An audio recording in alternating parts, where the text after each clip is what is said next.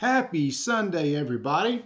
I hope everybody is having a wonderful day and maybe want to spend a little time digging into the latest Lord of the Rings, the card game release, which is not a new version, it's just a re-release. It's called the Revised Core Edition, but everything in this box is pretty much the same. And as I open up the box, I'm going to be talking about a lot of history about the game as we go through it. And hey, everybody who's joined me so far, this is one of those things where I'm going to be opening up the box and going through it. And I know unboxings are boring, but I wanted to see how well this gets. Let me phrase that.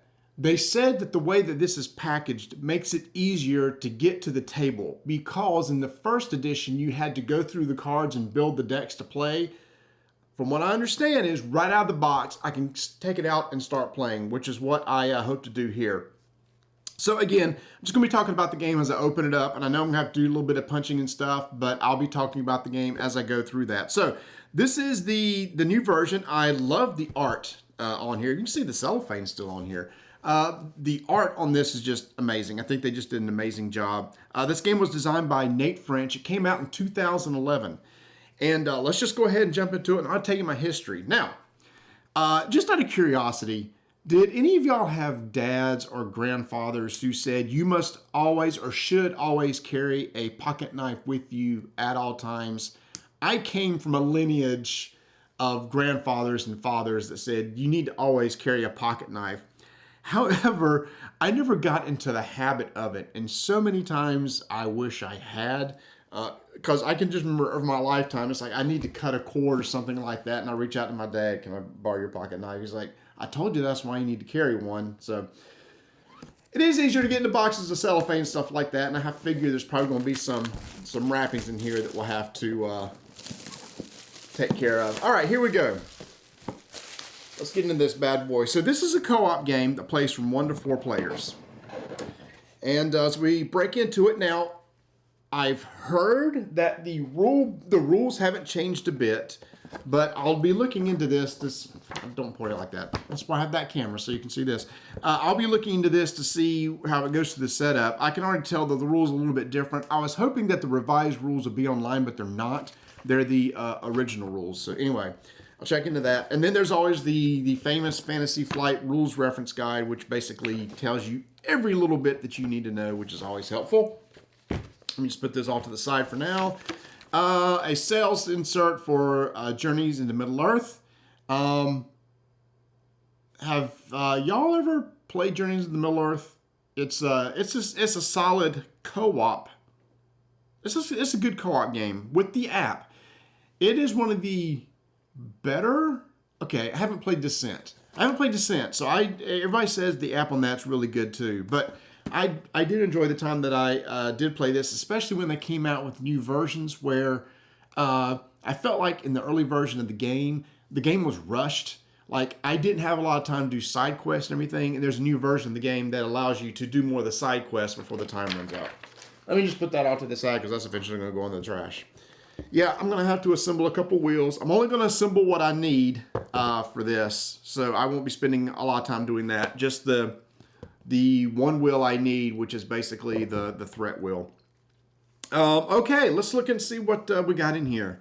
Well, a nice, a non-Fantasy Flight insert. You know, they typically have the valley in the middle with the cardboard that you're going to throw away. So kudos to them for this. It looks like what they've done is put in spacers and compartments for holding tokens and a bunch of cards. So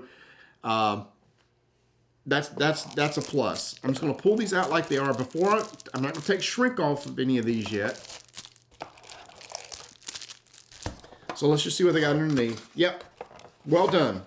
Well done, Fantasy Flight. This is good. They kind of started this with Marvel Champions, putting in the plastic inserts. I assume that the new Arkham Horror revised starter set is like this too. I did not buy that one because I already had 2 of the cores. I didn't really need that. Excuse me. I'm dealing with actually remnants of COVID. I was diagnosed with it positive early this week. Hasn't been bad at all. Got the vaccine and everything. So it's just been a very, very mild cold. It's really all it's been. But just a little congestion in my throat I had to be dealing with throughout the day. So let's open up a Mountain Dew Major Melon. I've been hydrating a lot. I've been drinking a lot of water, more so than soft drink. I just spilled that all over the place. So I'm good. All right. So there's those two decks. All right. So kudos to them for doing that. So let's go ahead and put this out of the way. All right. I don't have to assemble these. Oh, and I need the little plastic bits for putting these together. And like I said, as we go through, please ask any questions that you have. Let me just start talking about the game as I put one of these little wheels together. The game came out in 2011, and this was the first LCG that I ever really got into. I played a little bit of Warhammer Invasion, which was a competitive game, and I thought it was really good. It was designed by Eric Lang. It was the first LCG game I ever played. I did not play the very first game, which was, get this out of the way or I will spill that drink, which was Game of Thrones, because I was playing the Game of Thrones LCG, and then the people who made the, not LCG, sorry, I was playing the Game of Thrones CCG, the collectible card game, and when Fantasy Flight got the rights to the CCG, or the Game of Thrones, they stopped the CCG and started the LCG, and it ticked me off because I had put so much money into playing the CCG that's like, I'm not going to rebuy these cards and do them again. So I didn't play the first LCG living card game. I didn't play the Cthulhu game, which I'm surprised at. I wasn't really into Lovecraftian stuff at the time, so I never got into that one. But then, right after that, was Warhammer Invasion, and that's the one that I played and I really enjoyed. But the downfall to that game was it was competitive.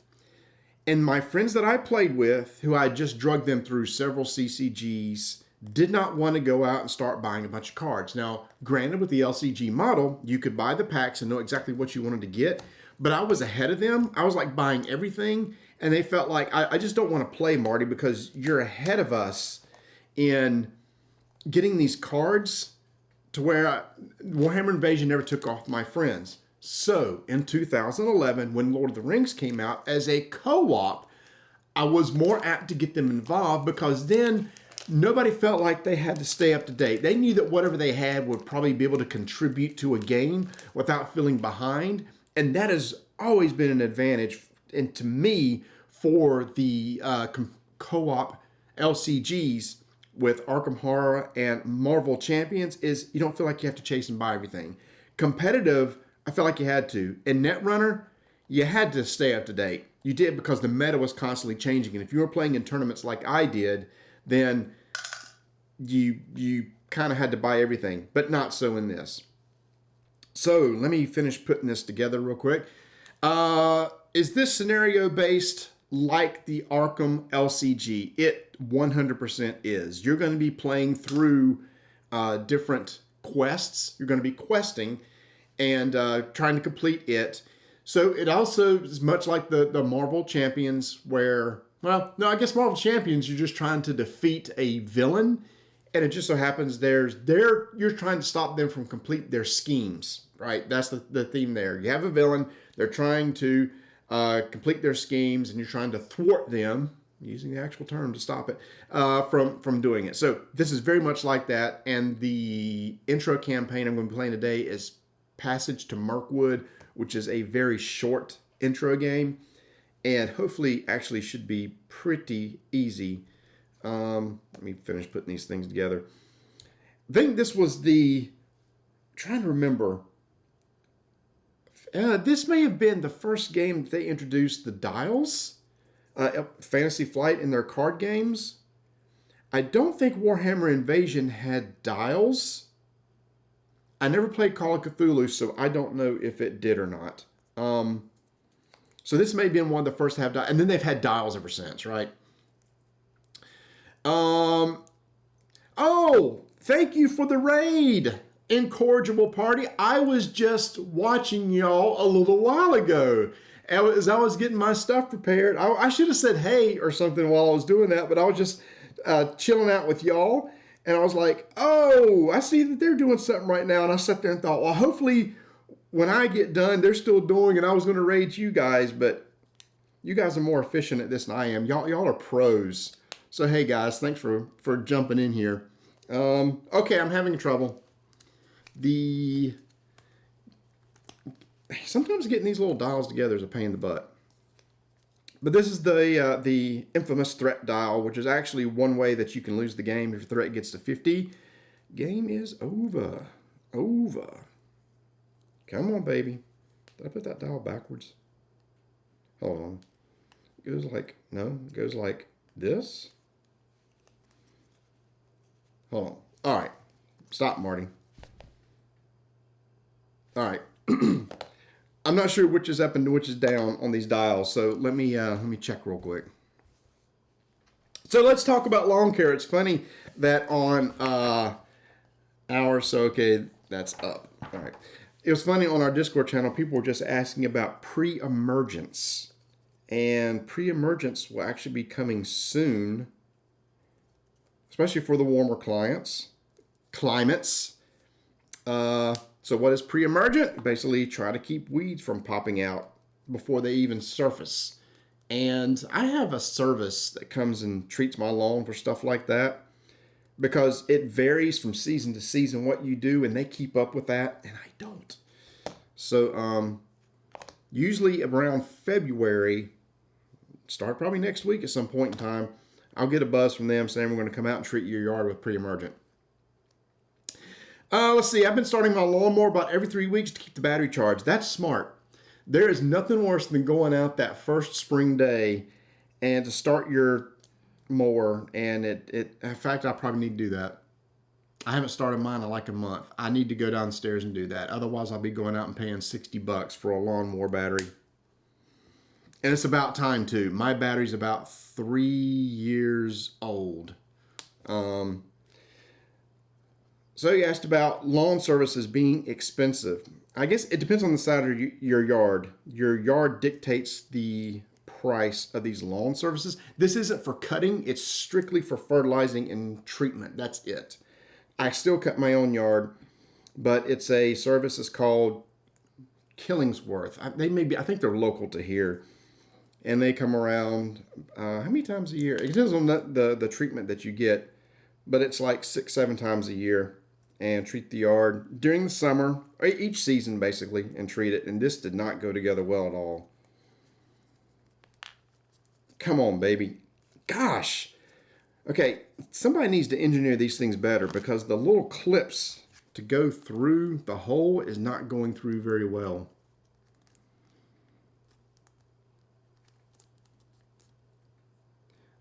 By the way, we are on episode 10 of Cowboy Bebop. Love it.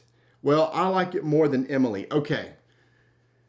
Can we talk spoilers? I don't care. I'm going to talk spoilers. See, episode 5 is what set up that show for me. And if you know what happens in episode 5 and you've seen the real-time action, do you see where people who saw the anime saw the finale of the live-action Cowboy Bebop and went, what the heck is going on?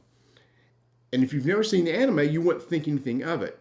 But there's a story to be told that's different in the anime that hopefully you'll appreciate once you get through this entire thing, because it's only one season long, and then that's it.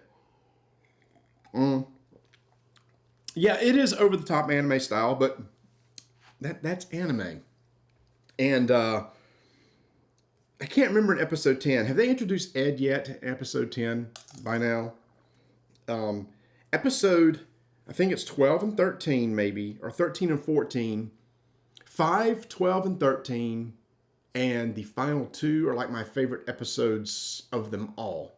I think it's 12 and 13 is absolutely amazing. There is it one of those like emotionally hit hard. It just really hit hard. It was a really good story. All right, that is all I'm going to punch out. Well, you know what? I'm going to punch out a few of these these these tracking tokens, which I know I'll need. I'll throw some of those in there. And damage, I'm sure there'll be some damage tokens. So let me punch those out.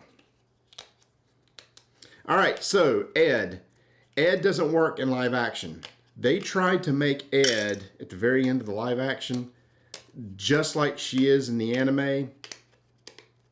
It was silly. It just did not translate well at all. They should have not tried to do that. And I just eye rolled that entire scene.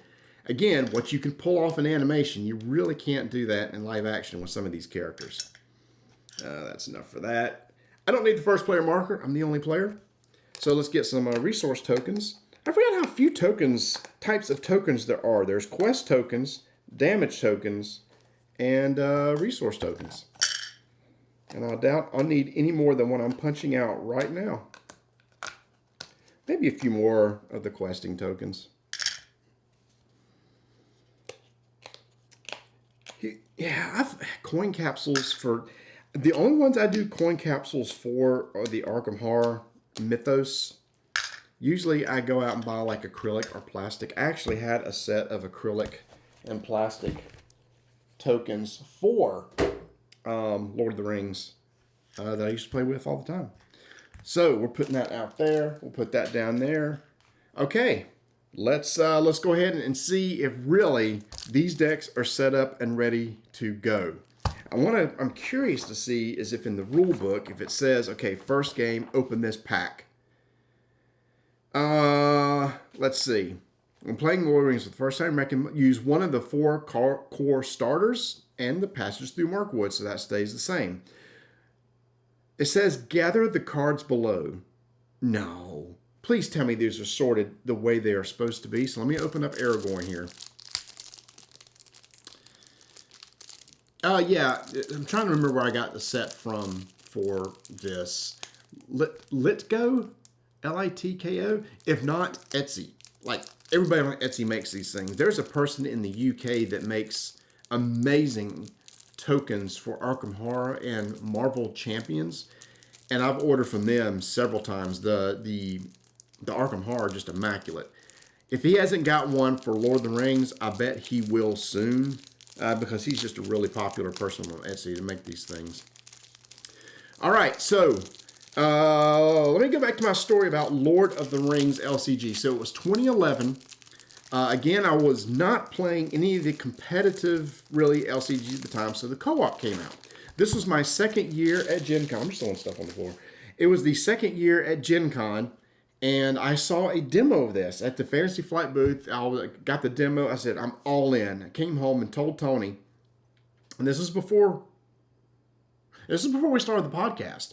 I said, Tony, it's not the TCG. We used to be huge fans of the Arkham Horror TCG, and I said, it's not that one, but it's still a co-op game. It's Lord of the Rings. Let's try it. And then we got into it, and we were very much into that game for many years. When Netrunner came out, that really took a lot of our time because we just absolutely loved that game as a competitive game. Thank you guys for stopping in. Have a great lunch, and let me know as you can progress through Cowboy Bebop.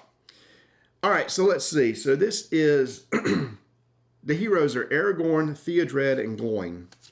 Aha, so they are together. And then cards 13. Oh my gosh, am I supposed to be able to read these numbers down here? Come on. Oh, nope, never mind. They put all the heroes together. These are not made in the pre-made decks. Son of a gun. Shoot. So they still want you to go out and... Okay. I'm kind of disappointed in that. I was really hoping it would literally be... here's a pack. Like, I think the new Arkham Horror investigators are that way, like the new revised set, where you can, it's like, okay, open it up. Here, you play as this investigator, and it's done. Not going to be that way here. Well, I'm going to play the leadership deck with Aragorn, probably. Not lore, not spirit. Maybe tactics. No, I'll do leadership. So it's an all-purpose deck, which would be good for solo. So we're talking Aragorn, Theodred, and Gloin. So there's those heroes. Again, as you can see, what they've done is they've included the other heroes. They're just right on top of each other. So I just put these off to the side.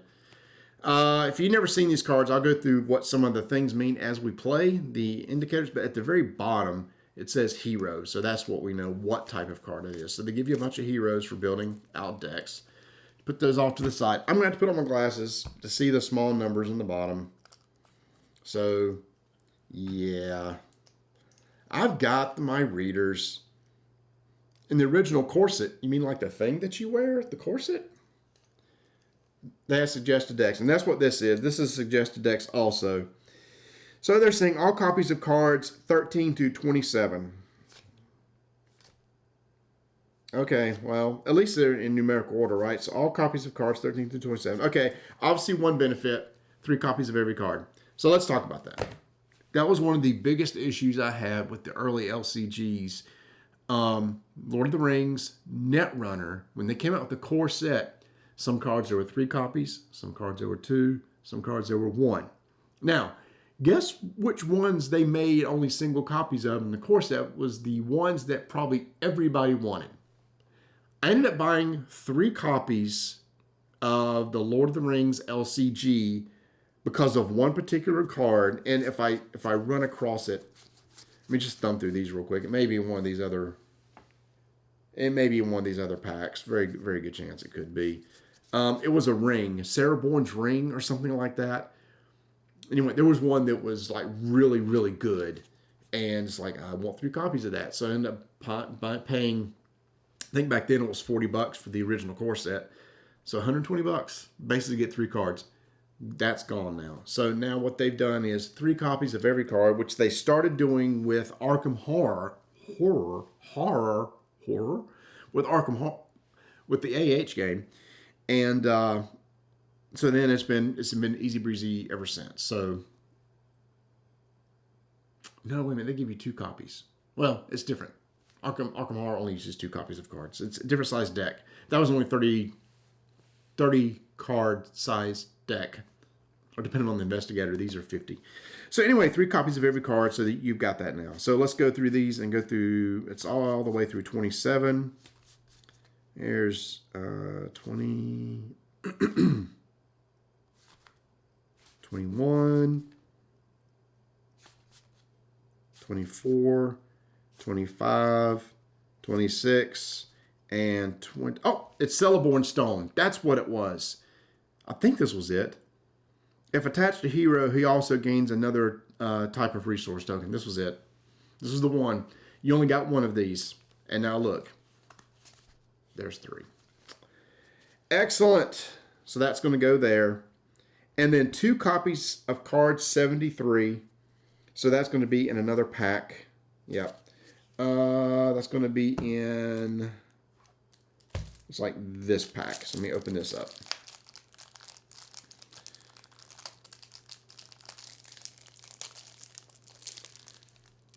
I agree with lore. Lore is kind of like, what did lore do? Good at keeping characters alive. Yeah, so they're almost like the healing type thing. But solo, again, I wasn't the best player by any means. I'm sure people out there just build decks that ran circles around mine. But I was the same way. Spirit, I believe, was the one about willpower. Yeah, so Spirit was the one about questing, which we'll get into I'll show you how that works. But, yeah, I don't see how you play as like a single color only type thing. All right, so what I say, 73, and then we'll be done with setting up the character deck. So this wasn't too bad. This wasn't too bad. 2 copies of 73. Let's just see what that is. I'm curious now. 72, 72, 72, 73. Oh, Gandalf. That's who it is. Ta-da! 2 copies of Gandalf. All right. So we'll put that off to here. Let me just put it back in our handy dandy tray in the box. How about that? Yeah. All right. So there's our deck. This and the heroes. That is done. Now we're going to do the intro scenario.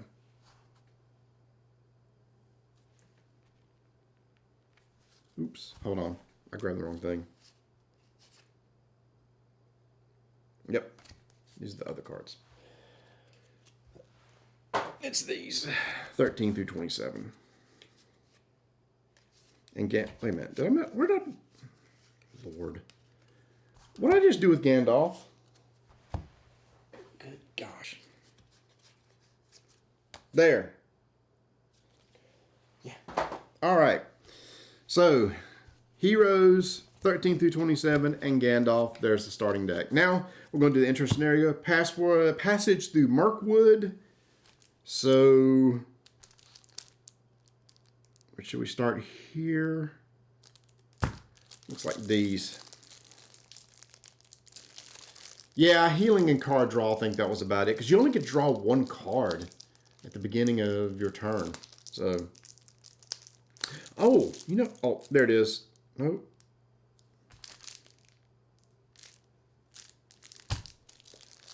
It's not a reference card. It should be like I wish there was like a little reference card for rules. Assume it's on the back, right?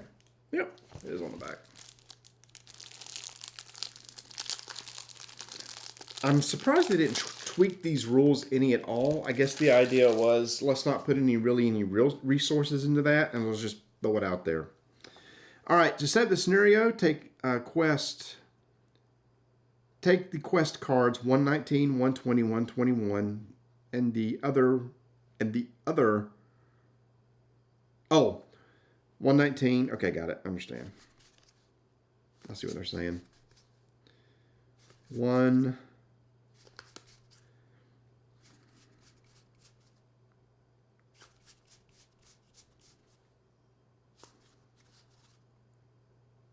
What the heck? Whoa, whoa, whoa. 115. 115, 116, 116, 116, 17, 17, 18, 18, 135.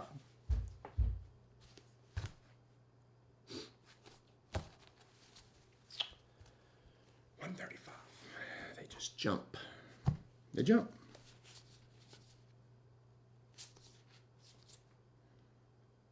And then at the end, they're never mind. Okay, flies and spiders, a fork in the road, chosen path. Nope.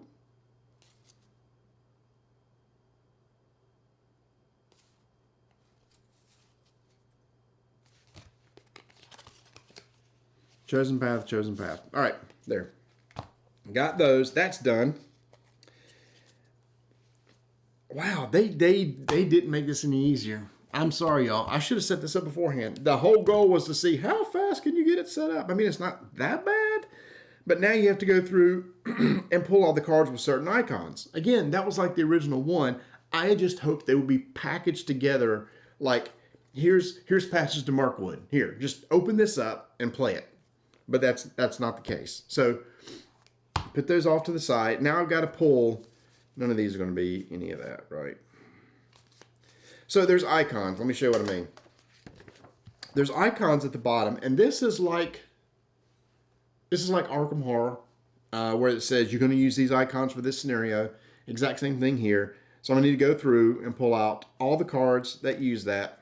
At least they tell you what they are. They consist of cards 74 through 80 and 89 through 100. So 74 through 80.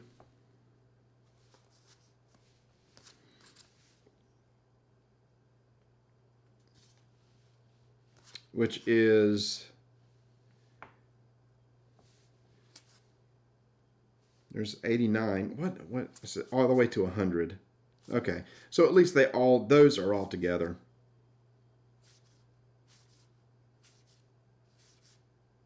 Okay, so there's 89 to 100, which they mention. And then there is going to be 74 through 80, which I guess is in the other deck that I'll have to open up. And then we're ready to start playing. Setup, very easy. Shuffling a couple decks, drawing some cards, and we're off and running. So you have to open up every pack. I don't know. It's fine. I just really was hoping it would be quicker than this. I don't know. I think they fixed that or changed that in the new Arkham Horror version. But anyway, it is what it is. And it's probably, I mean, these aren't new cards or anything. They're just reprinting existing cards. So it could have been a manufacturing issue, right? Look, we can't put these types of cards together because you already have the sheets made like this. So there could be 1,000 different reasons why they couldn't do it the way I wish it had been. All right, lastly, 74 through 80 is Horn of Gondor. I will say this as we go through this. The art on this was always absolutely amazing. The artists they got for this game, it's just gorgeous art. Absolutely gorgeous. The same thing with Arkham Horror. That art's gorgeous too. Just good stuff. All right. 74 through 80. It's going to be towards the very end.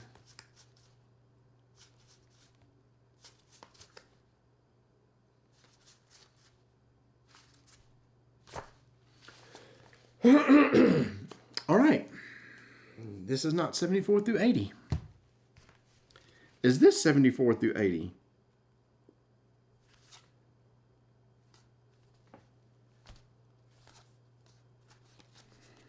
Did these jump around in here?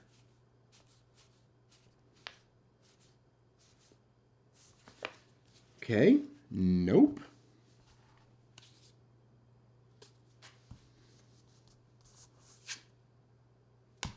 Nope. I'm running out of cards to look through.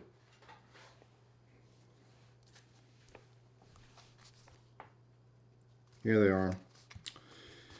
All right. 74. Here we go. 74 through 79, 81, 80. Boop. And it has the spiders on them. So once we've all said and done, here's what we're looking at. These can go away. All right. So we want all the cards with that icon. That's what that is. All the cards with that icon, that's there. And then with the spiders, that's there. And then all these are going to be together. That's it. The game is now set up. So we have these locations. This is going to be my starting deck. And any setup you do, so what we're going to be doing is actually questing. Each of these represents a quest.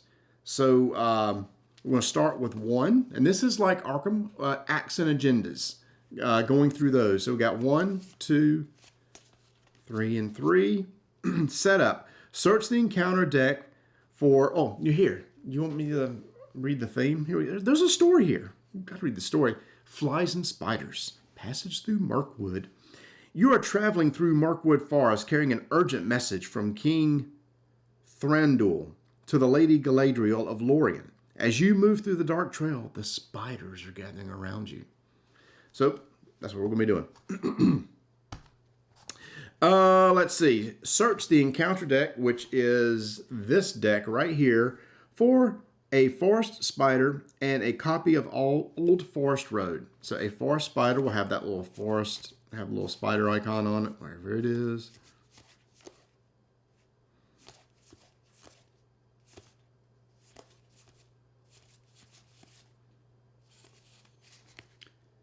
Search for one copy of the forest spider. Oh.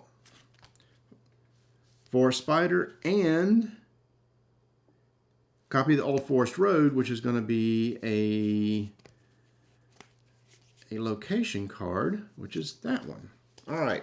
So let's just talk about these real quick. These are enemies we're going to be dealing with. These are locations that we can travel to. So the idea is that, and this is done, this actually flips over to this side. And I have to get 8 quest tokens, which are these, on this to progress it. And I'll read the story once we're done. So the goal is we're trying to get our heroes out questing, get tokens on here. We're going to be dealing with enemies as they pop up. However, there are going to be like detours or other travel locations that we can go to along the way, almost like side quests. And you were like, well, why do I want to do this? It's because that these things can add threat to you as you go along, and you want to reduce threat as much as possible. So you can decide, well, I'm going to travel there in order to reduce the threat. Always baffle me how hard the second, third scenario are in the original box. I haven't played the second and third scenario in quite a while. But yeah, I don't know. I do remember it being tough also. And so now what we're going to do is shuffle these up. Let me give these. Let me do the Connell clusters here. If these were sleeved, I would riffle, but they're not. And I'm not going to sit here and take time to sleeve them. So yeah.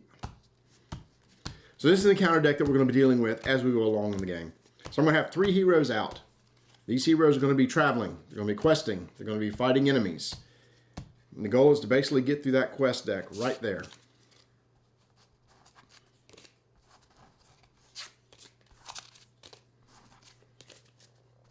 By the way, this playmat right here is... I got this at Gen Con in 2016. This was an event I went to where they had a big a scenario, a Gen Con only scenario that was released, and you could sign up and play the event. And if you participated, you got a playmat. So that was fun. They did the same sort of thing with Ark of Horror also. So I got a cool little playmat out of this, and it took me a while to find it. It's like, I know I've got one somewhere. I wanted to find it for this. Yeah, Chaz ain't here, so we can cluster all we want. We'll put that encounter deck there like that. Try to make this as readable as possible. So now, my heroes always start in play. So there's going to be here, here, and here. They are always in play out here. Then, I'm going to take this deck, I'm going to shuffle these. Let me just put that right there for right now. I don't remember what any of these guys do, but we'll go through them as we go. Now there's also allies in this deck that I'll be able to get in and come help me out. There's attachments that I can put on the heroes or allies to make them better. Kind of standard fare type thing. How do you win? You get through the quest deck. How do you lose? If all your heroes are dead or your threat level gets to 50. And so it's a ticking clock, which I appreciated. There is a ticking clock in this game, so it just can't drag on forever. I will say that, excuse me, in games like Arkham, which I absolutely love, there's not a ticking clock in that game. There's not always a ticking clock in that game based on the scenario. And here, it's built into it. At the end of every round, you're going to increase your threat by 1. I mean, that's just standard. And then there's other things that can happen too that can also increase your threat. But regardless, it's going to keep going up. It hits 50. That's pretty much it. And I can't remember if there's a way to reduce threat. Maybe there was some mechanism later on where you could actually reduce your threat counter. But anyway. All right. So 3 hero cards. And again, I'll go through these cards as we play and tell you what they do. First thing we're going to do is set our current threat. Current threat is based upon what the starting values are of these characters. Up here in the upper left, we have a 9, an 8, and a 12. We add those together, 12 and 8 is 20, 29. So our threat starts out at 29. The idea here is if you put in a bunch of super powerful characters, your threat level is automatically going to start pretty high compared to somebody else who's lower. This is where things like hobbits came into play. Hobbits' threat level was lower, so maybe they weren't as amazing. Excuse me. But you start out with less threat on the table. Threat's also important too because as monsters come out, any threat, we'll get to that in a second, but there's a threat level on the monsters, and the higher your threat level is, the more likely chance you're going to have to face them. All right, does that make sense? So we're going to draw 6 cards. So there were cards reduced to threat. Oh, that's right. Gandalf may have been one. Again,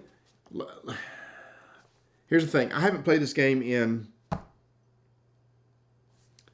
4 or 5 years. 4 or 5 years, maybe. Probably since Arkham came out. I haven't touched it, but maybe once. So I haven't played a lot. And that was because actually I had some issues with the game that I think Arkham addressed. And as we play through this game, I'll see if they come up. So I'm going to draw 6 cards. And okay, I didn't shuffle these. Did I shuffle these? I thought I shuffled these. I must not had.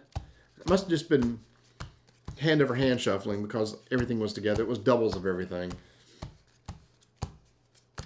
So anyway, so there's a lot of things that Arkham Horror addressed that I think fixed a lot of the issues I have with this game. And as I'll go through the game, and after a couple of phases, I'll reflect upon it. Here's one thing that I just didn't really care for. One thing is there's faces in this game. Some people really like that, but when Arkham came out in Marvel, they kind of did away with this very structured, phased mechanic and was more open play to where here on your turn, you've got X amount of actions that you can do. Do as much as you want. Or in Marvel, hey, as long as you can pay for it, you can do it. Oh, good. Somebody's watching for mistakes. I appreciate that. I'm glad somebody here knows what I'm doing or what I should be doing. Put it that way. By the way, thanks for everybody who's checked in so far. If you're not subscribed to the channel or following the channel, please follow it. If you want to subscribe, do it. If you've got one of them free Prime subscription things and nobody else has it right now, I would love to get it. Trying to get it to where like the setup I have right here is a lot easier to set up and manage and stuff, so I can do stuff like this more often. All right, here we go. 6 cards. 1, 2, 3, 4, 5, 6. This is a co-op game, so we can share what we got here. So I've got a bunch of different cards. I'm not gonna. You do have a mulligan. You can take these. 1, 2, 3, 4, 5, 6. You can take these and. Every subscription pays for a mistake. That's true. $5 subscription pays for the $5 mistakes we're going to make. So you'll probably get it back. So anyway, you can't. There's a mulligan rule in here where I can take these 6 cards, shuffle them back in, draw another 6, but you have to keep that one. I really appreciate good mulligan rules. Arkham has a solid mulligan rule to where I take those cards and put them aside. I can take any number of cards, put them aside, and draw that number of cards again, then shuffle those back in. I like that one even better. This is an all or nothing sort of deal. So at the beginning of the phase, and let's just walk through this and make sure we cover it. I do appreciate on the back of the book, it goes through exactly what we're going to do. So as you can see, we're going to be going right into the resource phase. Gain resources. These are our resource tokens. 1, 2, 3. So let's just talk about this for a second. Oh, this one's actually easy. Okay. They did it this way. So you see in the bottom left down here, these are, Ben, do you remember what these were called? They're faction types. They're spheres of influence. It's on the back of the book. Spheres of influence. And this one happens to be leadership. I have cards in my hand. This is a really, really straightforward game. But it's one of the things I really appreciated. All my cards have that style. Now, let's say, for example, I'm just pulling off the top of the deck. Let's say I have a card with this emblem right here, which stands for tactics. If I was to want to put this resource card into play, that's the resource cost here of 1. It must come from a hero that has that type of resource. So I would say, for example, Gimli has tactics. He would have that icon in the bottom left, and then I can take a resource off him and pay for that. So this card would have no value in this deck because I can't even pay for it right now because none of these heroes have that sphere of influence. Typically in games that I played, I would mix 2, maybe have 2 of one sphere and 1 of another. And what was really cool later on, they added cards to where a character could also count as another different sphere. So they may have started out as one sphere, but you give them something. In fact, the thing that I showed you earlier, the Cella 4, whatever, the card earlier, gave spirit.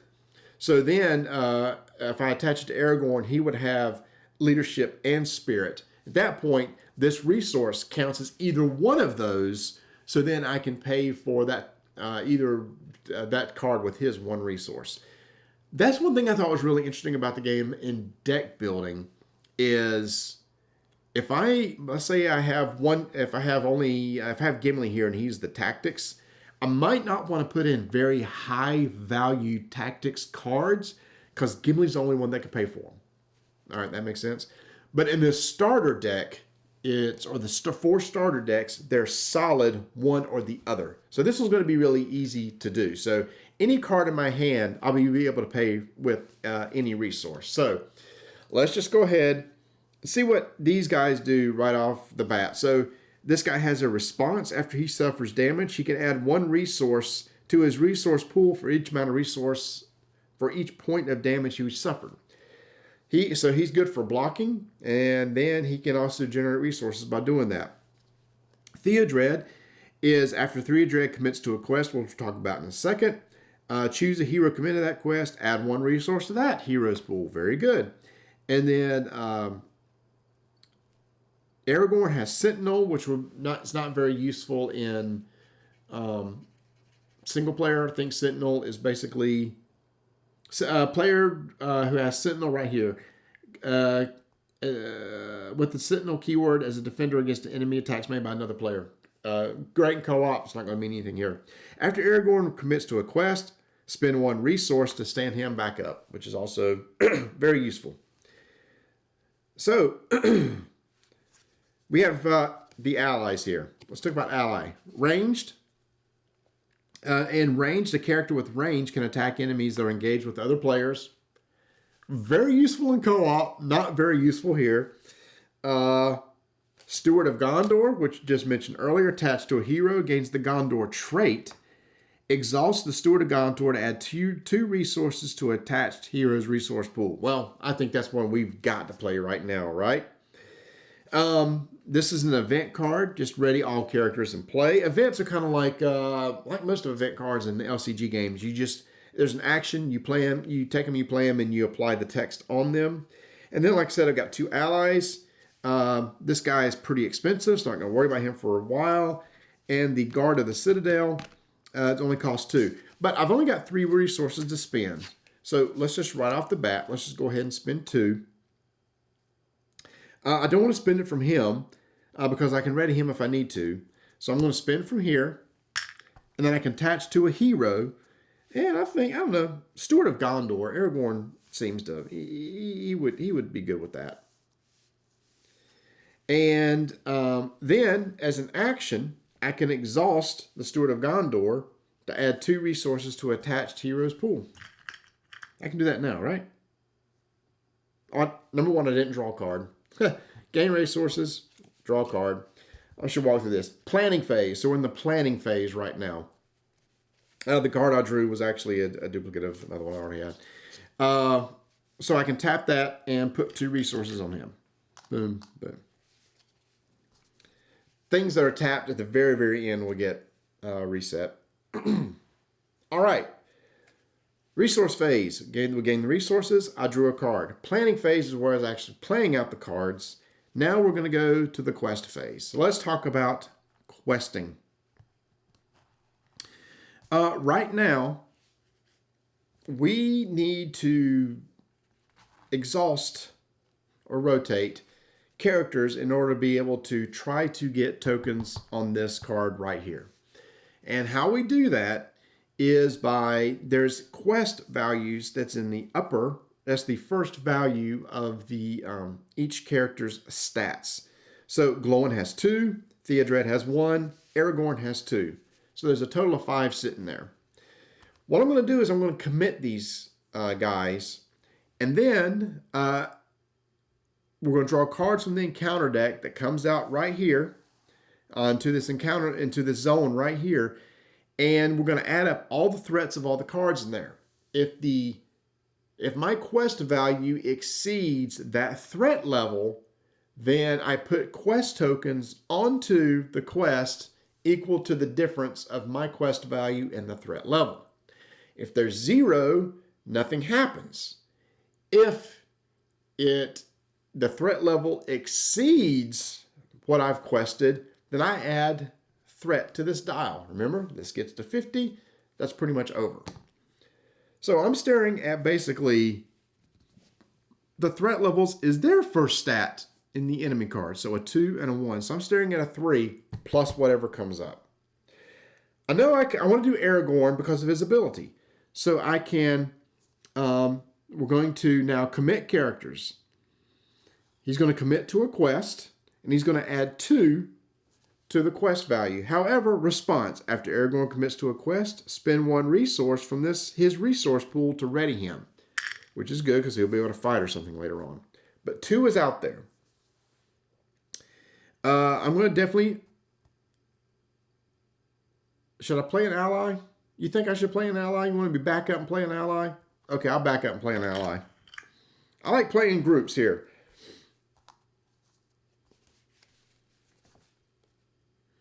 Which ally? Well, there's only one I can get out there.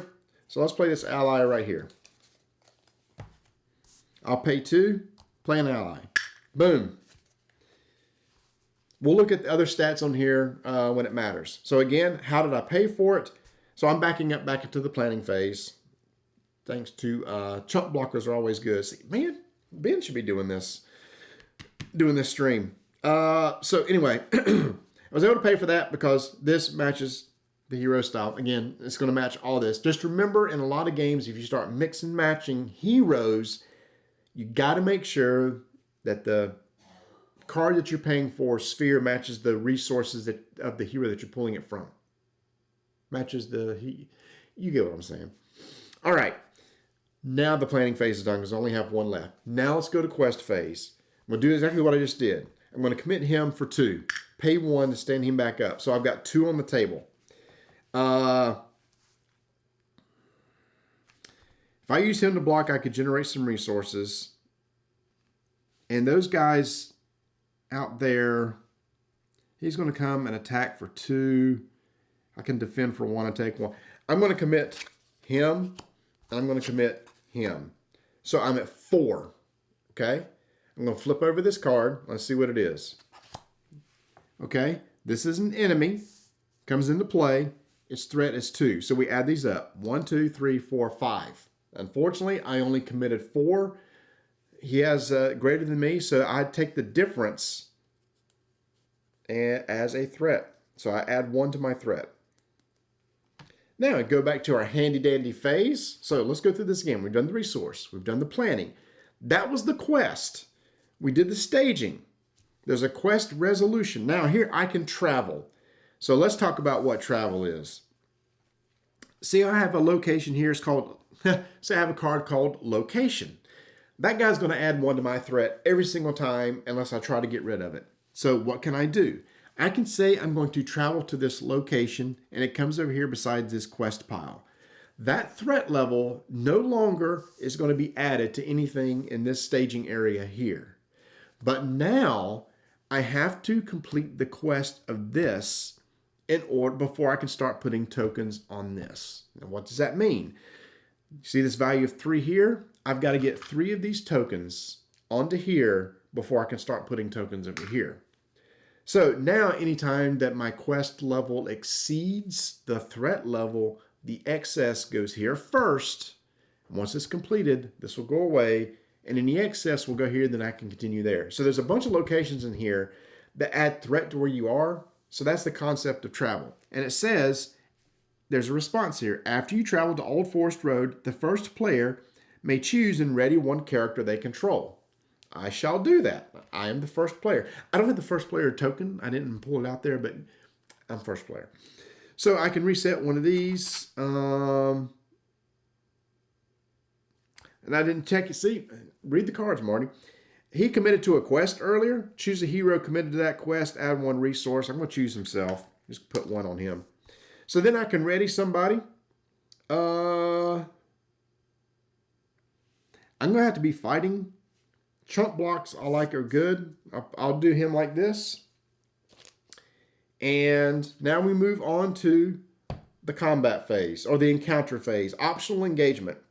So at this point, we would go around the table starting with the first player and we would say, I want to choose to engage with one of the enemies out on the table. Because the enemies aren't always necessarily going to engage with you. Here's what I mean by that. You see, they have a value up top also. Their threat level, for example, of this forest spider is 25 and this king spider is 20. What that means is when we start doing engagement checks, for any enemy out here that's lower than my current threat level, they're going to come to me. What that thematically is saying is that they see me as a huge threat and they're going to come after me. But let's say this enemy was a 35, then it will not engage with me at this point. I have a little bit of time to prep for it, but that probably also means it's going to be somewhat of a beast also. I could optionally engage it though. If it was 35, I can optionally say, I will take on that one. And then we'll go around the table and each person would say, do you want to take on somebody? Then we start assigning the threats. If I was player 1, I would immediately have this assigned, starting with the highest threat. It would come to me. Next player would check to see if there's one that engages with it. So for example, if I was playing with Tony and his threat level was higher than 20, then he would get this one. But in this case, it's going to come back to me. This is going to resolve. We're going to keep going around and around until every enemy that can be engaged with you is done. We'll do so. And any enemy that's out there that's higher than any of all of the players' threat levels will just stay out there unless they were optionally engaged. Now, why would you ever optionally engage? Hey, how's it going? Thanks for joining in and watching. I'm getting stopped up. Why would you optionally engage? Because there is a very particular pattern. The rules state that you're going to start with the highest threat and start assigning around the table, player 1, etc. There may be somebody who can better handle an enemy than the person that would automatically get it assigned to, which is part of the discussion of a 4-player game. Let's say I'm playing with Ben, who's on the chat right now, and he is, he's playing the lore thing. He's not really into fighting or whatever. And there's this big thing that's getting ready to come after him. Somebody else who's better at fighting may decide, you know what? I'm going to optionally take that one because I know it'll automatically get assigned to Ben. That way he won't have to worry about it. That's the whole thing about the optional engagement, which I think is pretty important, and I'm glad that that's there. So we've done engagement checks. Now we're going to deal shadow cards. This is the part of the game that I never cared for. So starting with the one with the highest threat, they get a face down card here, and they get a face down card here. Okay? And then I can assign blockers, a 1-to-1 blocker. And then we're going to resolve. Now, let's see. Who's good at fighting here? I definitely want him to block 1 just to generate some resources. And I'll block with him and just let him probably die.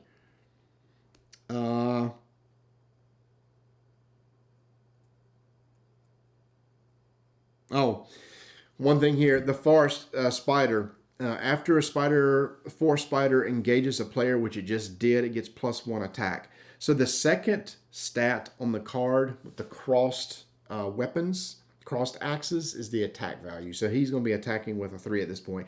So a 3 and a 3, and their defense is a 1 and a 1.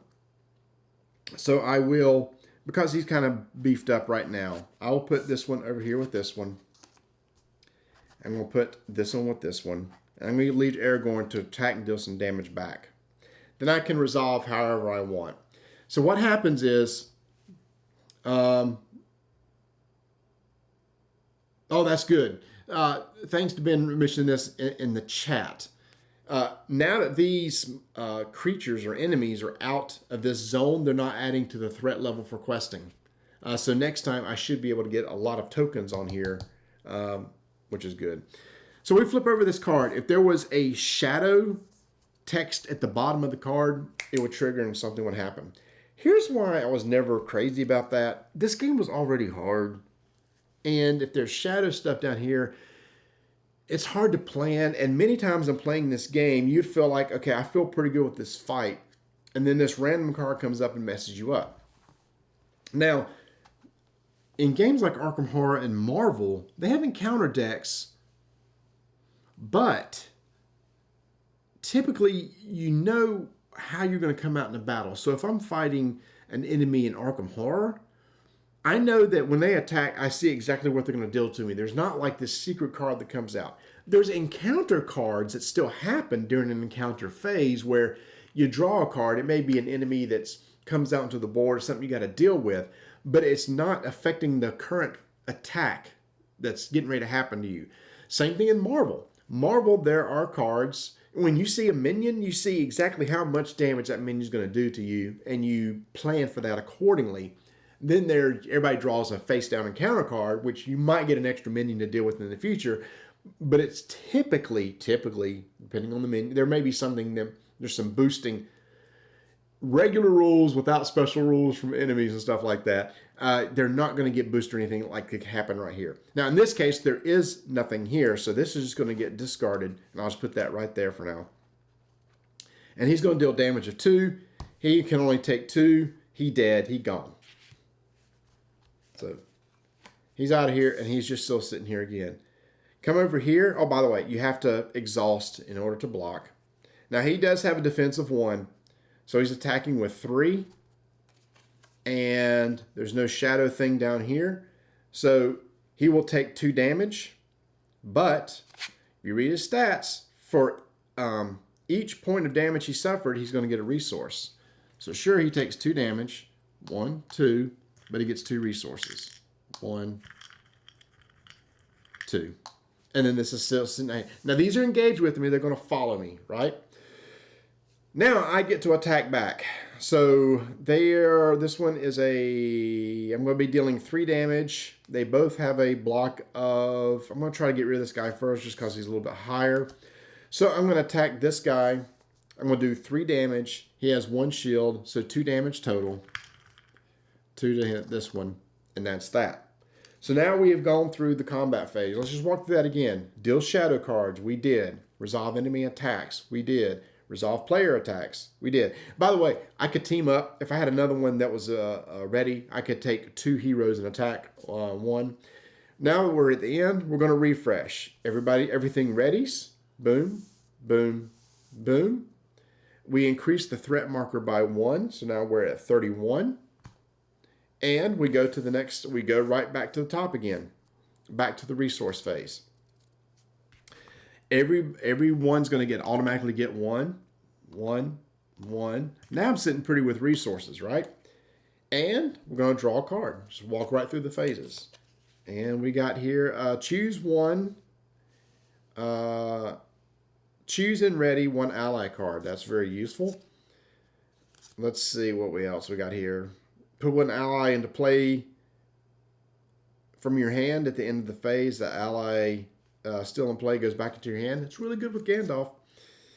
This costs 5. Ready all your characters. That's a good one to save for later. And here's a big boy here. A dwarf. After a dwarf hero you control leaves play, put this into play from your hand. So I don't have any other dwarfs in play right now. So I've got 6 resources right now. Now, I can exhaust the Gondor to add 2, which I will do. Now, all of a sudden, we got a lot of resources here. So, looking at this, I definitely want to get out another one of these guys right here. So I'll just pay 2. Doesn't really matter from where. I want to leave 1 on him to make sure I can stand him up. Let's go ahead and get out another ally here. Let's just go 1, 2, 3. There we go. So he's not going to be good at defending, but he will definitely be good at hopefully maybe killing out some of these people. And then I'm going to keep a resource for this in case I want to ready an ally card, which I probably will want to do. And those are kind of expensive. Put 1 ally into play from here. Okay, so I think that is going to be it. And again, handy dandy sheet. Gain resources, draw a card. That was the planning phase that we just did. Let's go to the quest phase. Now, look at this. This is empty.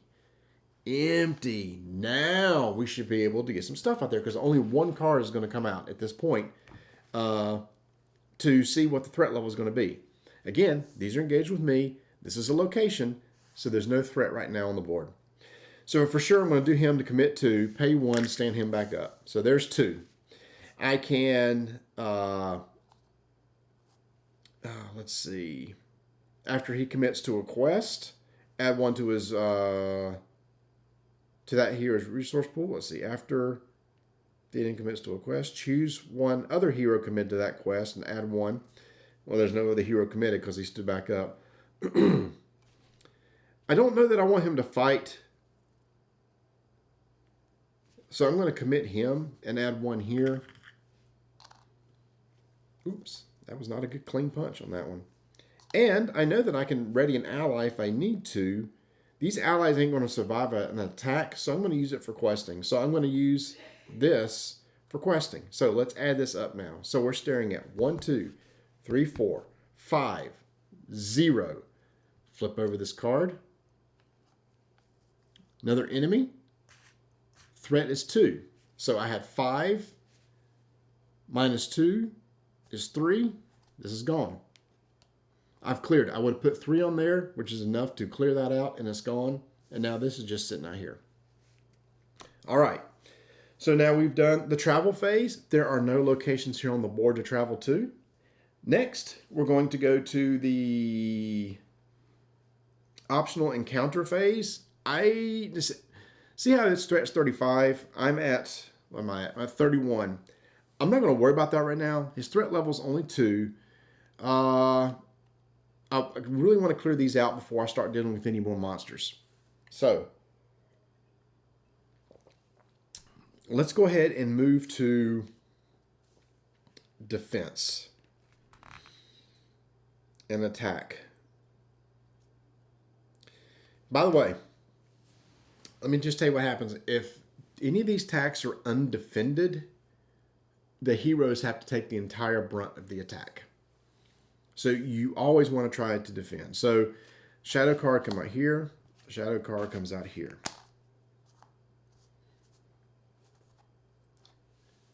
Whoever deals the most, it's going to be this guy. So I'm going to go ahead and move this over here just for him to go away. He's got to soak up something. He's dealing 2. He deals 2. I'm going to stand him up for an attack. So I'm going to do it here and defend here. Let's go ahead and start here, see if there's a shadow. There is not a shadow event, so this just goes down. So I block 1. He deals 2. He gets 1. He's just sitting out there. Flip this one over. There is a shadow event. Defending player. Defending player must choose and discard 1 attachment they control.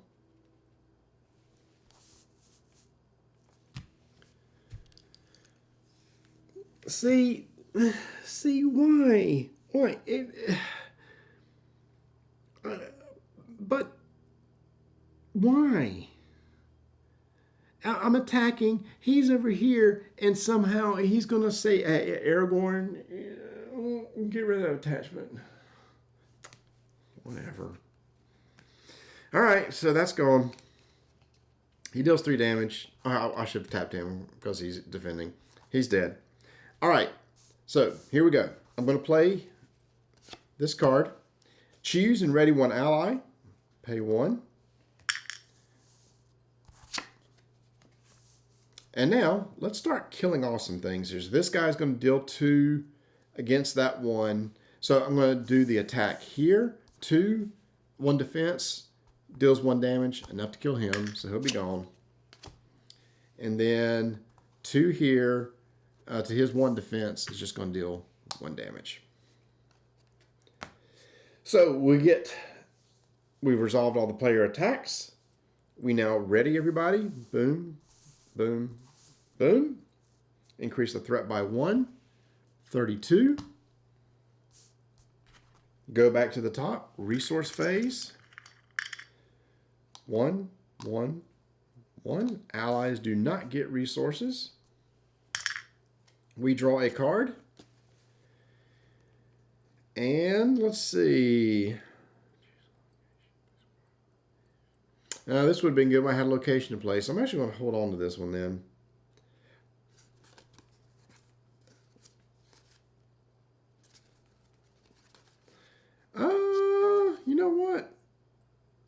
Ready all characters. 1, 2, 3, 4, 5.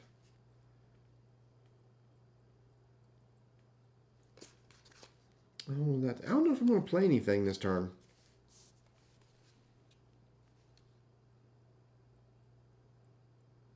He does no attack, so he's really just for blocking. I'm at 32, so I'm not going to have to face that this turn.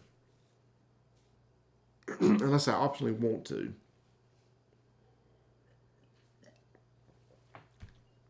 I'm going to leave this like this. I'm not going to play anything yet. So we're going to go into questing phase.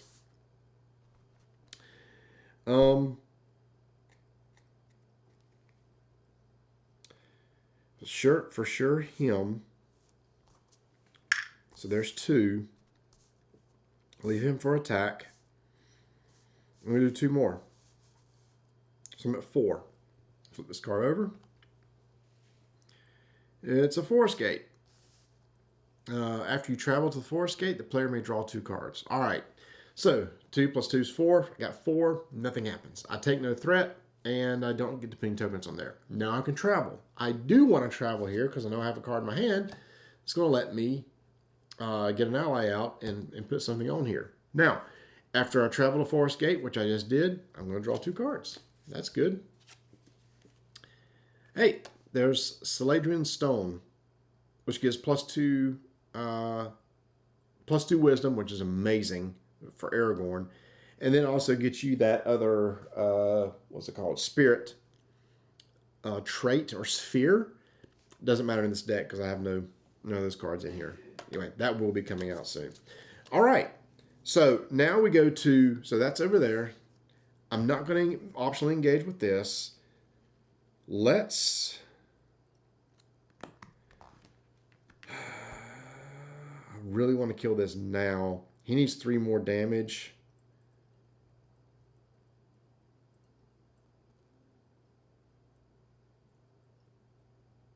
I guess I just got to let him die. Because then if I attack with these 2, he's gone. Yeah, let's do that. I'm going to block here. Do that. He's going to deal damage. He's going to kill him. We're going to come here. I'm going to take these. Oh, sorry. There should have been a shadow card. It would have flipped over. There's a shadow event. Deal 1 damage to each character of the defending. Deal 1 damage to each character the defending player controls.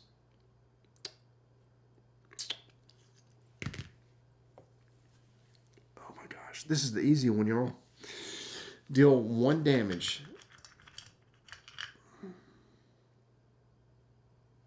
Holy crap.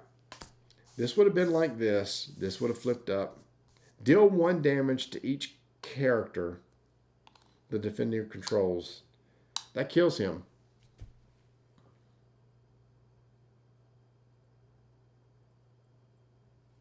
So he would have died anyway. He's gone. This is resolved. This is still sitting out here. And now I'm going to attack with both of these guys straight on. 1, 2, 3, 4. He's got 1 block. He'll take 3 damage. There's the difference to kill this. Whew. All right. So at the end, everybody resets. I need a way to heal. This goes to 33. And everybody gets a resource.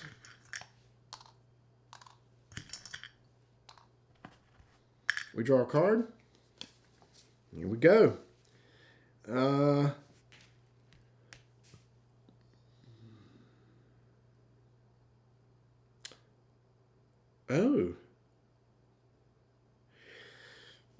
After this ally comes into play, choose an enemy card in the staging area or currently engaged in another player, engage it. That would really drop the threat on that one, though, wouldn't it, if I did that? Oh, Bladio22, thank you so much for subscribing. Do I do a dance now or something? I don't know how this works. Do I do something? I don't know. I don't know. All the young kids who are TikToking, when they get a subscription, they do something. I don't know what that is. I need to. Thank you. I really appreciate that a lot. Thank you so much. I appreciate your dance. On fleek. I need an Urban Dictionary of that. Is fleek bad? Does anybody know is fleek bad? That's good. Anyway, I thank you so much. I really, really appreciate that. I do the same thing, man. I have the Prime subscription, and I like. Sometimes I just move it around and throw it at different people who, different streamers that I just really want to support. Okay, so I know for a fact. Where's that one? Hold on. Yeah, number one. I want to get Celeborn Stone out. So 1, 2, going on Aragorn because he's gonna quest like crazy now. And then I want to get. Hold on, I got some good cards here now. We got. Let's see. Until the end of the phase, all characters get +1 attack. All Gondor characters also get +1 defense. Unfortunately, you know that card I had earlier that I had on Aragorn? It made him a Gondorian. It doesn't really help here. I definitely want to get this one scout guy out here because after the Snowborn Scout enters in play, choose one location, place a progress token on it.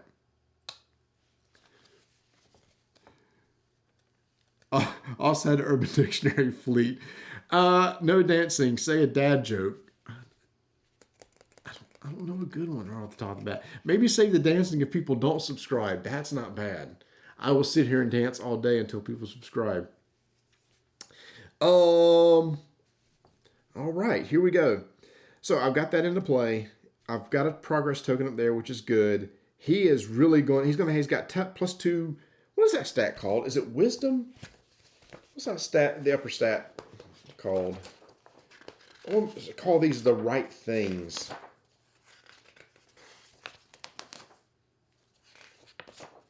Attack, defense, willpower. Ta-da! Willpower. Yeah, it's willpower is the upper stat, attack and defense. It's so funny playing Arkham Horror. If you played the card game and the board game and noticed the icons that they use for the stats aren't named the same between the card game and the board game, I think willpower and lore, or maybe something else, use the same icon in the board and the card, but called something different, and that bothers me to no end. Anyway, one of them has the. I don't know why they do that. So when I play, one of the other people confused. It's like I don't know what that term means because I'm using the wrong one. I'm using the other one. Anyway, willpower. All right, so he's going to be questioned like a boss now. Let's see. I still will not have to fight that person right there until later. It allows me to beef up a little bit. And it allows me to collect some more stuff. I wish there was a way to heal this hero. I cannot afford. You lose this hero. You lose one hero. It's good. It nosedives quick because that's one less resource you're going to be gaining per turn. That's not good.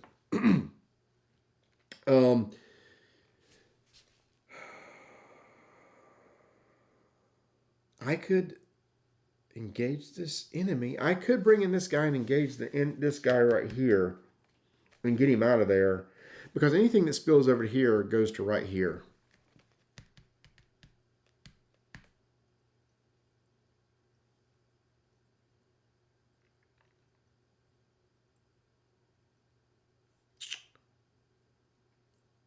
Huh. That is really doesn't. I always can optionally engage. This is really only good for multiplayer. It's really only good for multiplayer. So there's really no need to do it now. I'm going to save up resources for the future. So here we go. We are going to move to. Just did the planning phase. Let's move to the quest phase. So he's going to commit to a quest.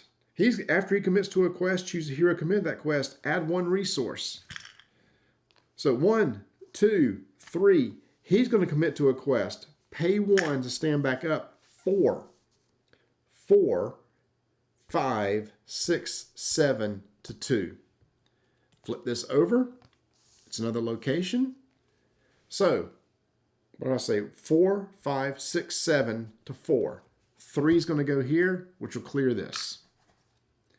By the way, I couldn't, if this was here, you can only travel to one location at a time.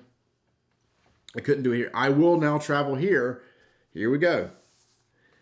Reveal the top card of the encounter deck and add it to the staging area to travel here.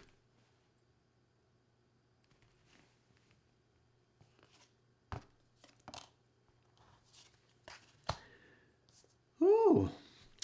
Ooh. Ooh. Oh, that's two big boys out there. This is what I wish. Oh boy. Do I want to optionally engage? I actually might want to optionally engage at this point and sacrifice this guy to try to deal some damage here. I actually am going to do that. I'm going to optionally engage this. I'm going to defend with this. Forced. When he attacks, deal 1 additional shadow card. 1, 2. Let's see how bad this is. No shadow, no shadow, no shadow. So we're good there. All right, 3 damage to 1 defense. He's gone. That was his purpose. Then I will attack here for 3. He has a defense of 1, so this will put 2 on here. Boom, boom. Okay. We go, see how, and once you get to the flow of the game, it really, really starts moving. Now, how does this scale for multiplayer? Scales for multiplayer in that back at the quest phase, when you draw cards from the encounter deck, the number of cards drawn is equal to the number of players. So there's just going to be more things for you to have to deal with, more threat that has to be dealt with, more enemies that have to be dealt with. But here's the thing, when you quest, everybody contributes to that amount. So if I'm playing with, and Ben, I'm using you as an example because you've played the game a lot. I used to love to build quest decks. So I'll be like, guys, I'm going to have characters with super amazing willpower. And I will just do tons of committing, knowing that maybe everybody else can do good at maybe healing or fighting, etc. Or maybe I was good at fighting, and maybe Ben was good at questing, because that questing, the willpower values pools together in order to try to get the progress tokens on the quest and everything. So that's how the multiplayer works together. So there's a lot of table talk during this time of, okay, if I'm going to commit this one, can you protect me? If I commit this one character and you have to, because you have to start counting too, who's going to be forced to engage with an enemy? If I know that, wow, I'm going to have to be engaged with an enemy right here, this guy's coming to me when we're assigning that, I can't afford to have everybody questing it at that point unless, Tony goes, oh, well, you know what? I will optionally engage that enemy so that you won't have to. Very, very co-op-y, right? It's made to play like a co-op, and it really does.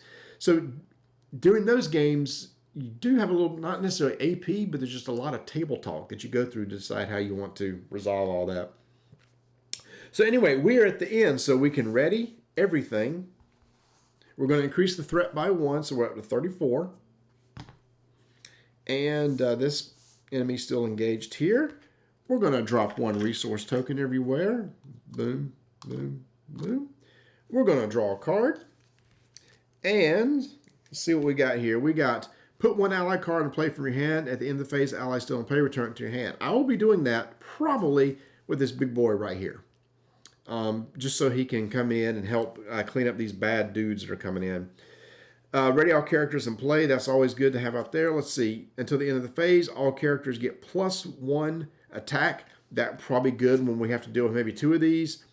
And after he enters play, he can engage. So I have the funds to get this one out here. So I'm going to go ahead and get allies out here. 1, 2, 3.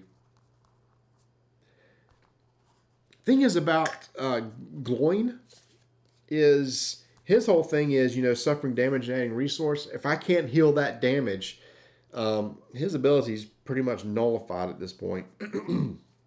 So after he enters in play, choose an enemy After you, okay, rules question. Rules question. Let's read this. After he enters play, choose an enemy card in the staging area or currently engage with another player and engage that enemy. There's no may there. Chat, does that mean I have to? And if I do, I don't want to do that right now. What do y'all think? Is that, do you read that as that when this happens, I must do this since the word may is not there? And I'm not near my computer, or I would have typed in, like a FAQ on this particular card. The question is, on this card here, do I have to pick? You don't think I'm required. You think that response is optional? And you know what? All right, that's a great question because that should be in the rules reference, right? It should say something like a response is optional. Sorry, y'all. Let's see if there's something on response. Typically, they're, they don't have it notated the way I like it.